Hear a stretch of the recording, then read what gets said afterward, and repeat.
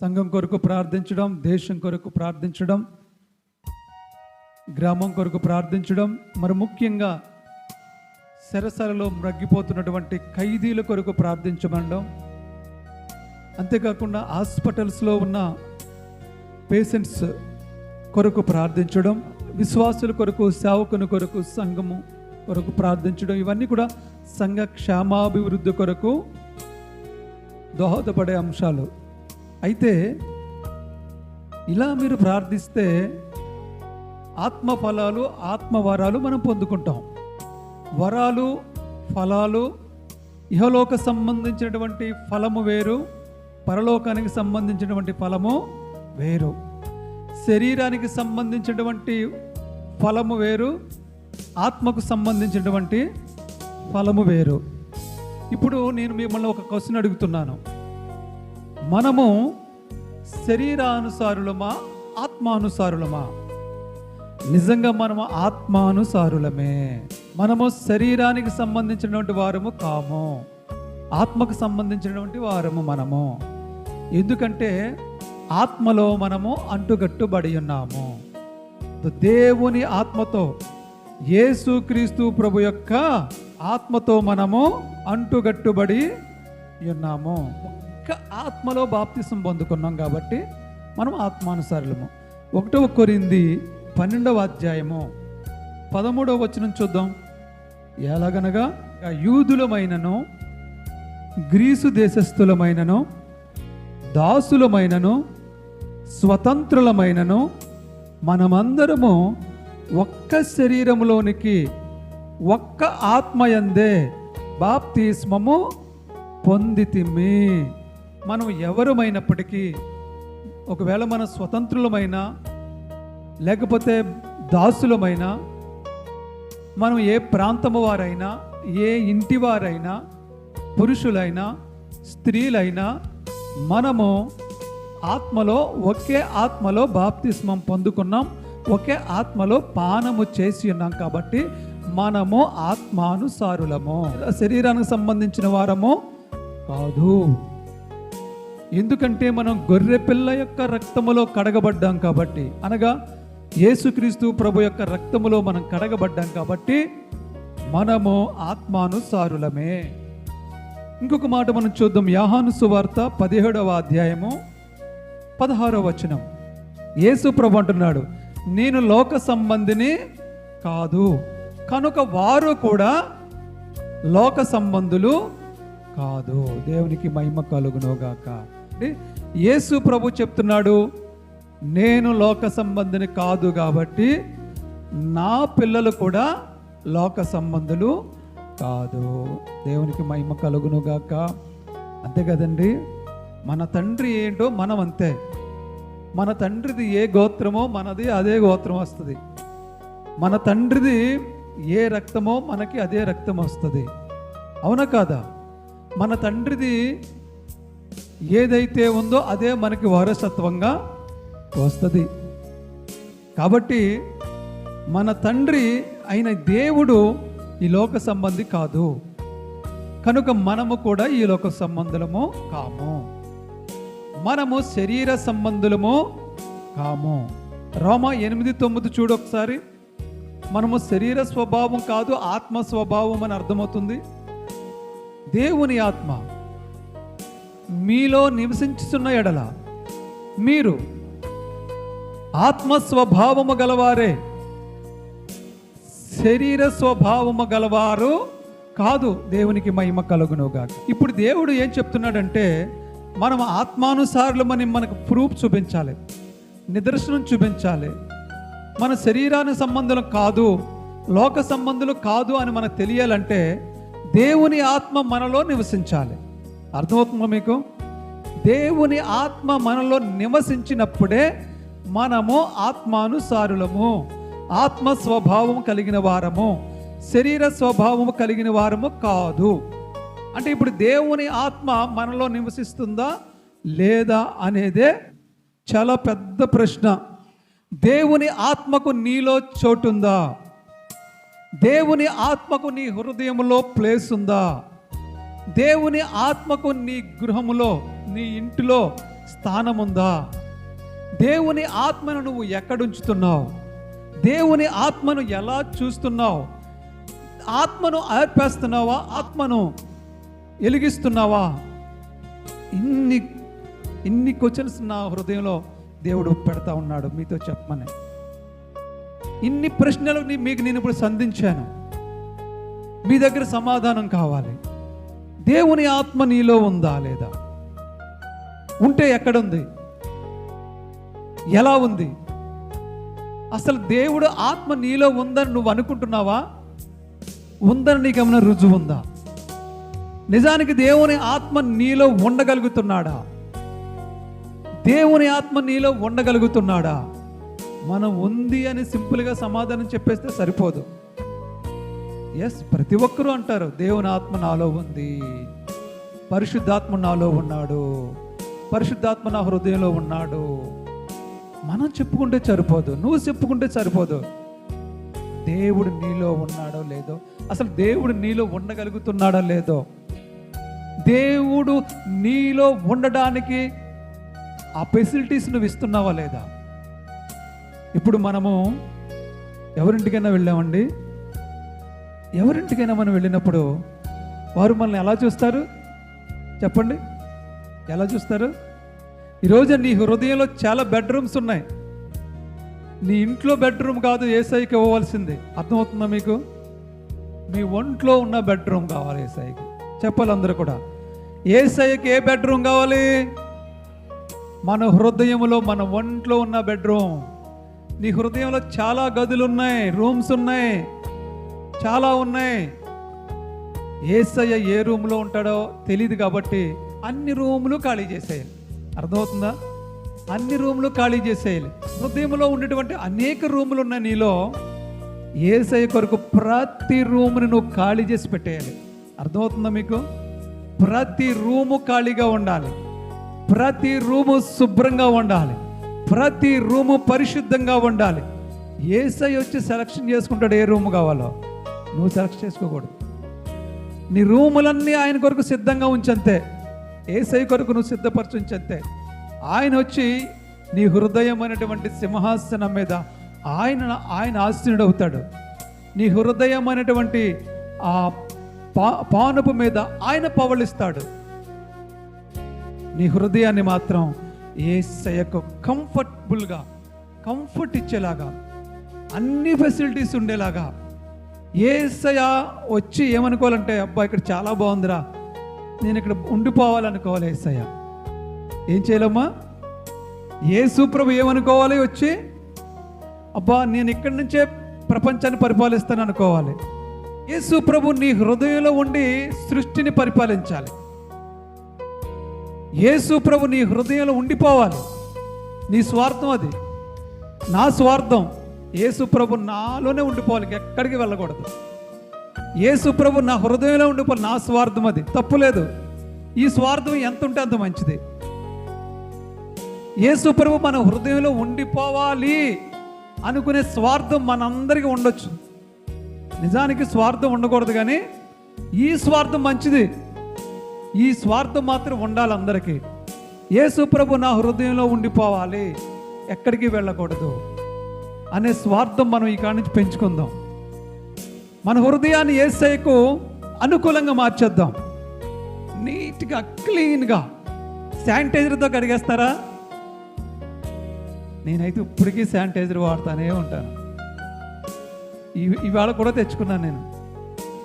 అందరికీ రొట్టె ద్రాక్షలు వచ్చినప్పుడు శానిటైజర్తో క్లీన్ చేసుకుని అప్పుడు ఇస్తాను నేను. అవసరం లేదు, శానిటైజర్ వాడక్కర్లేదు, ఇప్పుడు అవసరం లేదు, కానీ అంతే అలా వాడుతూ ఉంటాను. యేసయ్యకు మన చేతులు శుభ్రంగా కనిపించాలి, యేసయ్యకు మన హృదయం శుభ్రంగా కనిపించాలి. యేసయ్య మన హృదయంలో వచ్చి పవళించాలి. ఆయన మన హృదయాన్ని సింహాసనముగా చేసుకుని పరిపాలించాలి. నన్ను, నిన్ను, ఈ సృష్టిని పరిపాలించాలి. అప్పుడు నువ్వు ఆత్మానుసారమైనటువంటి స్వభావము కలిగినటువంటి బిడ్డవు, కుమారుడువు, కుమార్తెవు అవుతావు. దేవునికి మహిమ కలుగును గాక. చెప్దామండి అందరూ కూడా. గలతీయులు 3:2-8 వరకు చూడము ఒకసారి. ఇప్పుడు మనం ఆత్మను ఎలా పొందుకున్నాం? మీరు ఇప్పుడు ఆత్మను ఎలా పొందుకున్నారు చెప్పండి. ఇక్కడున్న మీరందరూ కూడా ఆత్మను ఎలా పొందుకున్నారు, ఎలా పొందుకోగలుగుతారని ఇక్కడ రాయబడి ఉందంటే, వాక్యం వినడం వల్ల సర్వ శరీరానికి ఆరోగ్యం వస్తుంది, ఎముకలకు సత్తు వస్తుంది, వినుట వలన విశ్వాసం వస్తుంది. వాక్యం వినటం వలన మీరు ఆత్మను పొందుకుంటారు. సీక్రెట్ అన్నమాట ఇది. ఇందాక నేను మిమ్మల్ని అడిగాను, మీలో ఆత్మ ఉందా అని అడిగానా లేదా? మీరెవరు నాకు సమాధానం చెప్పలేదు. అయితే ఇప్పుడు నేను చెప్తున్న మాట ఏంటంటే, దేవుడు నా ద్వారా ఒకవేళ మీలో ఇప్పటి వరకు ఆత్మను కానీ పొందుకోలేకపోతే, ఇప్పుడు మీకు గుడ్ న్యూస్ ఏమిటంటే, మీరు వాక్యాన్ని వినే సమయంలో దేవుడు మీకు ఆత్మను అనుగ్రహిస్తాడట. ఎందుకంటే కొన్ని సందర్భాల్లో వాక్యం వింటున్న సందర్భంలో మనం స్వస్థత పొందుకుంటాం, వాక్యాన్ని వింటుండగా మనం ఆరోగ్యవంతులు అవుతాం, వాక్యాన్ని వింటుండగా మనం ఆశీర్వదింపబడుతుంటాం, వాక్యాన్ని వింటుండగా మన సంఖ్యలన్నీ తెంపబడుతూ ఉంటాయి, వాక్యాన్ని వింటుండగా మన సమస్యలన్నిటికీ సమాధానం వచ్చేస్తూ ఉంటుంది, వాక్యం వింటుండగా మన బంధకాల నుండి విడుదల పొందుకుంటూ ఉంటాం. అలాగే వాక్యాన్ని వింటుండగానే ఆత్మను పొందుకుంటామని దేవుడు ఈ వాక్యం ద్వారా సెలవిస్తూ ఉన్నాడు. దేవునికి మహిమ కలుగును గాక. నువ్వు ఆత్మను పొందుకోవాలంటే వాక్యాన్ని వినాలి. ఆత్మను ఎవరు అనుగ్రహిస్తారు? 5వ వచనం చదవము అక్కడే, 3:5. ఆత్మను మీకు అనుగ్రహించి మీలో అద్భుతములు చేయించువాడు. ఆత్మను మీకు అనుగ్రహించి మీలో అద్భుత కార్యాలు చేయువాడు యేసు ప్రభువే మనకి చేస్తున్నాడు. దేని ఆధారంగా చేస్తున్నాడంటే, మనకున్న విశ్వాసాన్ని ఆధారంగా చేసుకుని మనలో అద్భుతాలు చేస్తున్నాడు. అంతేకాకుండా మనకి ఆత్మను అనుగ్రహిస్తున్నాడు. విశ్వాస సంబంధులే అబ్రహాము కుమారులు అవుతారు. అంటే ఇప్పుడు మనము ఆత్మను పొందుకోవాలంటే వాక్యం వినాలి. వాక్యం వినే సమయంలో యేసయ్య మనకు ఆత్మను అనుగ్రహిస్తాడు. అనుగ్రహించడమే కాకుండా అద్భుతాలు మనలో చేస్తాడు. ఆ అద్భుతాలు మనలో చేయాలంటే మనకి విశ్వాసం అనేది ఉండాలి. దేని ఆధారంగా మీకు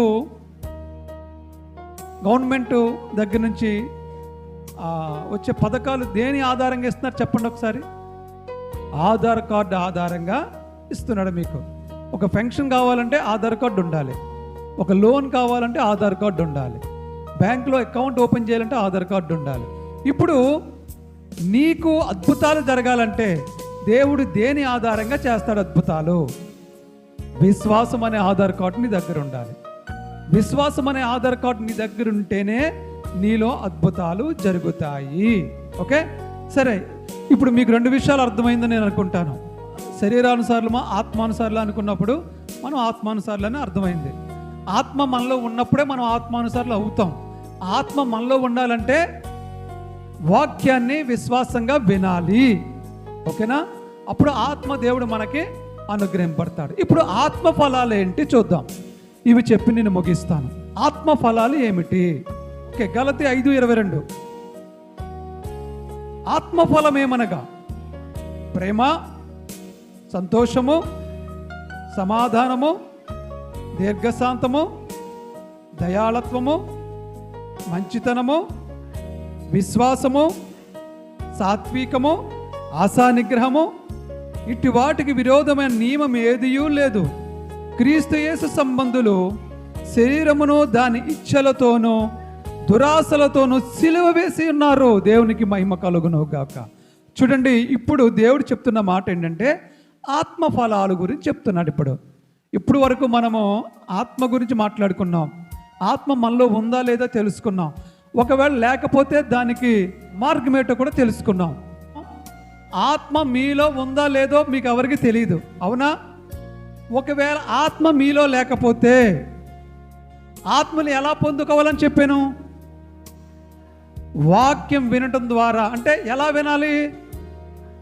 విశ్వాసంతో వినడం ద్వారా మీరు ఆత్మను పొందుకుంటారు. ఒకవేళ ఇప్పటి వరకు మీరు ఆత్మను పొందుకోలేదు అని మీకు డౌట్ఫుల్గా ఉంటే వాక్యాన్ని విశ్వాసంగా వినండి, ఆత్మను మీరు పొందేసుకుంటారు. ఓకే, ఇప్పుడు ఆత్మను పొందుకున్న తర్వాత ఆత్మ ఫలాలు ఏమిటి అనే దాన్ని ఇప్పుడు మనం తెలుసుకుంటున్నాం. ఆత్మ ఫలాలు ఏమిటి? మీరు గట్టిగా చెప్పండి.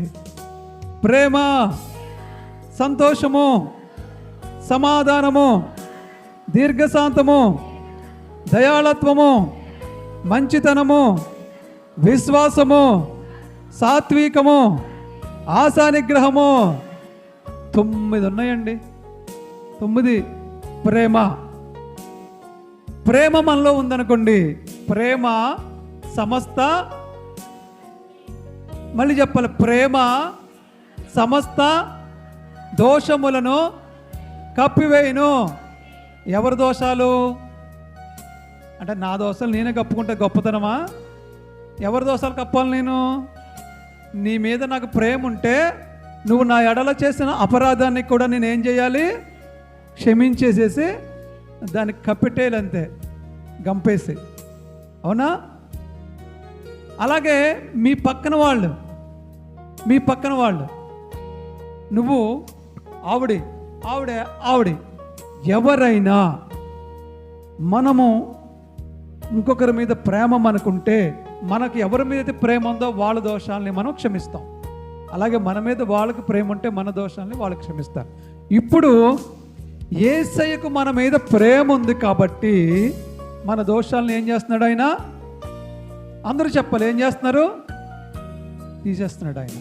మన దోషాలని క్షమించేస్తున్నాడు ఆయన. మనల్ని ప్రేమిస్తున్నాడు కాబట్టి మన దోషాలను ఆయన క్షమిస్తూ ఉన్నాడు. దేవునికి మహిమ కలుగునుగాక.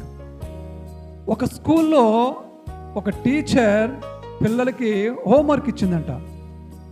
ఏమనంటే, అరే పిల్లలు, ఈరోజు నేను మీకు ఒక అసైన్మెంట్ ఇస్తున్నాను. అదేమిటంటే, నువ్వు ఎవరి వల్ల బాగా బాధపడుతున్నావో, నిన్ను ఎవరైతే హర్ట్ చేస్తున్నారో, ఎవరైతే నిన్ను బాధిస్తున్నారో, ఎవరి వల్ల నీ మనసు గాయపడుతుందో, ఈవేళ సోమవారం మళ్ళీ వచ్చే శుక్రవారం వరకు ఈ 5 రోజులు నిన్ను ఎవరు బాధపడుతున్నారో వారి పేరు ఒక పొటాటో మీద రాసుకుని, అంటే ఒక బంగాళదుంప మీద రాసి నీ బ్యాగ్లో వేయను అని చెప్పిందంట. ఎస్ టీచర్, నేను చేస్తాను అని ఒక పిల్లవాడు స్పోర్ట్స్గా ముందుకు వచ్చేసాడంట. ఎందుకంటే పాపం వాడు చాలామంది చేత రోజు బాధించబడుతున్నాడు అనమాట. టీచర్, నాకు చాలా నచ్చింది ఈ అసైన్మెంట్, నేను చేస్తాను అని చెప్పి ముందుకు వచ్చాడంట. వెరీ గుడ్ నాన్న, నువ్వు చేసే అందంట. వాడు తొందరగా ఇంటికి వెళ్ళిపోయి సాయంత్రం, అమ్మ నాకు ఒక పొటాటో ఇయ్యి అన్నాడట. ఎందుకురా? నో, మా టీచర్ ఒక అసైన్మెంట్ ఇచ్చింది, నాకు హోంవర్క్ ఇచ్చింది, నేను చేయాలి. ఓకే తీసుకో, బల్ల కింద ఉన్న ఎన్ని కావు దాన్ని తీసుకోందంట. వాడు తీసుకున్నాడు. ఎవడైతే వాడిని బాధ పెడుతున్నాడో వాడి పేరు రాసేసాడట. రాసేసి బ్యాగులు వేసేసుకున్నాడు. మరుసటి రోజు స్కూల్కి వెళ్ళిపోయాడు. టీచర్ అడిగిద్దేమనుకున్నాడు, ఎరా బంగాళదుంప తెచ్చావా అని అడిగిద్ది అనుకున్నాడు. అడగలేదు. సరే మళ్ళీ ఇంటికి వచ్చేసాడు. ఆ రోజు ఎవరు కోపంగా ఉన్నారో, ఎవరు వీడిని బాధ పెట్టారో వాడి పేరు మళ్ళీ రాసేసి ఇంకొక బంగాళదుంప మళ్ళీ బ్యాగులే, సంచులే, వాడి యొక్క పుస్తకాలు బ్యాగులు వేసేసుకున్నాడు. మళ్ళీ 2వ రోజు మళ్ళీ స్కూల్కి వెళ్ళాడు. టీచర్ అడిగిద్దామో అని చూశాడు, అడగలేదు. అడగకపోతే మళ్ళీ వచ్చేసాడు. 3వ రోజు కూడా ఆ రోజు స్కూల్లో వాడిని ఎవరు బాధ పెట్టారో వాడి పేరు మళ్ళీ ఇంకొక పొటాటో మీద రాసేసి మళ్ళీ అందులో వేసేసాడు. ఇలా 5 రోజులు కూడా వాడి మీద ఎవరు వాడిని కోపంగా ఉన్నారో ఇంటి దగ్గర రోజు వాళ్ళ అమ్మ బంగాళదుంపలని సంచిలేసుకుంటే ఎదవా తిట్టిందంట. వాళ్ళ అమ్మ పేరు కూడా రాసేసి అందులో వాడేసాడు. వాళ్ళ అమ్మ పేరు కూడా రాసేసి అందులో వాడేసాడు. అయిపోయిన తర్వాత లక్షవారం వెళ్ళాడు. టీచర్, మీరు రోజు నన్ను బంగాళదుంపలు తెమ్మన్నారు కానీ నన్ను తీసుకుంటలేదు, మీరు తీసుకోరేంటి అని అడిగాడంట. కూర్చో ఎదవా, షడౌన్ అని చెప్పిందంట. వాడి కోపం వచ్చింది. ఏం చేశాడు వాడు? టీచర్ గారి పేరు కూడా బంగాళదుంప రాసి బ్యాగ్లో పాడేశాడు. Okay, very good. రేపు ఫ్రైడే వచ్చింది. మళ్ళా స్కూల్కి వెళ్ళాడు. ఇప్పుడు 5 రోజులు అయిపోయినాయి కదా. ఫస్ట్ రోజు చేసిన బంగాళదుంప ఎలాగుందంటే అది బాగా పాడైపోయి బ్యాడ్ స్మెల్ వస్తుంది. అరే ఎవరు ఇక్కడ బ్యాడ్ స్మెల్ వస్తుంది అని అడిగారు. టీచర్, నేనే టీచర్. ఏరా మీరు ఆ రోజు బంగాళదుంపలు ఏమన్నారు కదా, అవి పాడైపోయినాయి, మరి ఏం చేయను, అవి బ్యాడ్ స్మెల్ వస్తున్నాయి అని చెప్పాడట. సరే ఇటు తీసురా అంది. తీసుకెళ్ళాడు బ్యాగ్లో, బయట పెట్టు అన్నాను. ఓ వాడు ఏకంగా ఒకటి ఒకటి ఒకటి ఒకటి ఒకటి తెచ్చి బంగాళదుంపలను టేబుల్ మీద పెట్టాడు. సరే ఇంకా ఎవరైనా తెచ్చారు అలాగని అడిగింది. ఎవరో ఒకళ్ళు ఒక్కొక్కటి రెండేసి పిల్లలు తెచ్చి పెట్టారు అక్కడ. వీడు మాత్రం చాలా పెట్టేశాడు, మిగతా వాళ్ళు మాత్రం ఒకటి రెండు తెచ్చి పెట్టారు.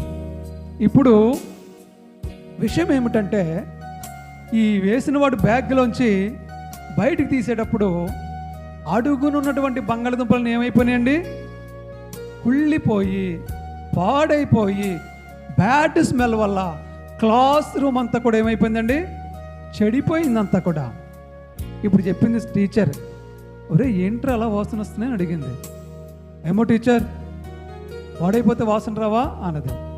అవును కదా, ఒరే నీ బ్రెయిన్ కూడా అంతేరా, నిన్నెవడో తిట్టాడని చెప్పి నువ్వు వాడిని అందులో పెట్టేసుకుంటున్నావు, మళ్ళీ రేపు ఎవడో ఏదో అంటున్నాడు వాడిని అందులో పెట్టేసుకుంటున్నావు, ఎల్లుండి ఏదో అంటున్నాడు వాడిని అందులో పెట్టేస్తున్నావు. ఈ వారం రోజుల నుంచి నువ్వు నిన్ను ఎవరైతే కొంచెం బాధ పెట్టారో వాడిని క్షమించకుండా నువ్వు సైడ్ అయిపోయి అందులో పెట్టేసి కుక్కేస్తున్నావు. నీ బ్రెయిన్లో, నీ బ్రెయిన్ కూడా పాడైపోద్దిరా, నీ బ్రెయిన్ కూడా ఇలాగ బ్యాడ్ స్మెల్ వస్తుందిరా, దానివల్ల నీ బాడీ అంతా పాడైపోద్ది. నువ్వు ఇలాంటి తప్పుడు పనులు చేయకు. నిన్ను ఎవరైనా ఏమన్నా అంటే నువ్వు ఆ రోజుతోటి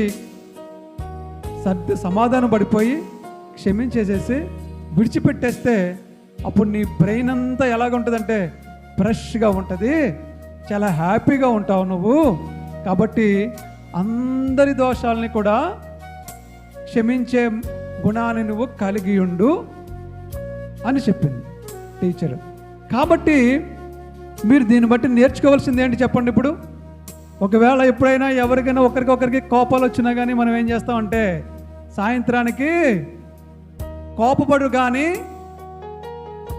పాపము చేయకు, నీ కోపము సూర్యుడు అస్తమించే లోపల తగ్గిపోవాలి. అది దేవుడు ఇచ్చిన వాక్యం. కాబట్టి ఇప్పుడు మనము ప్రేమ అనే పదం ఇప్పుడు చెప్పుకున్నాం. కాబట్టి ఆత్మ ఫలాల్లో మొట్టమొదటిది ప్రేమ. ఈరోజు ప్రేమతో ఎండ్ చేస్తున్నాం. కాబట్టి మీరందరూ కూడా ఆ స్టూడెంట్ లాగా బంగాళదుంపలు రాయకుండా బంగాళదుంపలతో చక్కగా కర్రీ వండుకుందాం, కానీ బంగాళదుంపల మీద పేర్లు మాత్రం రాయొద్దు. ఓకే, ఆత్మఫలం అంటే ఇది ఒక్కటి, ఇది మీరు గ్రహించండి. ఇంకొక ఆత్మఫలం గురించి వచ్చే వారం దేవుడి చిత్తమైతే దేవుడు